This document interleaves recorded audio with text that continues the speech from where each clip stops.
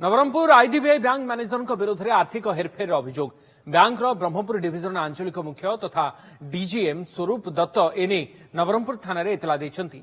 एतला आधार police मामला रुजु करने सहित ब्रांच मैनेजर अंजन कुमार शतपथी को अटक रखी खोलताड़ करुछि। अभियोग अनुसार आईडीबीआई ब्रांच मैनेजर अंजन कुमार शतपथी गत 1 और 2 तारिख में एसबीआई करेन्सी चेस रे जमा करी बोली कही बैंक भल्ट रु नहीं कोटिए टंका किंतु टंकाटीए भी जमा कर नथिले। तेबे गत 15 तारिख दिन बैंक रे जांच बेले कोटिए टंका कम थिबा जଣା पड़िथिला।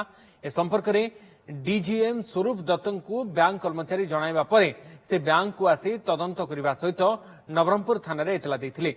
तेबे संपर्क रे संपृक्त बैंक कर्तृपक्ष किंबा ब्रांच मैनेजर अंजन कुमार शतपथी पक्षरु कौनसी प्रतिक्रिया मिल पारि नाही। 523 नंबर 523/23 रे गोटे केस रजिस्ट्रेशन करिछु आउ इन्वेस्टिगेशन हमर चलची से रिलेटेड रे तांकर जो मैनेजर अछंती आईडीबीआई बैंक रो मैनेजर जी अछन तांको हमें डिटेन करिछु आउ इन्वेस्टिगेशन चलची। तांको हमें डिटेन करिछु तांकर जे मैनेजर अछंती तांकर आईडीबीआई बैंक नवरंगपुर रो मैनेजर जी अछंती तांको डिटेन करिछु हमें इन्वेस्टिगेशन अछि।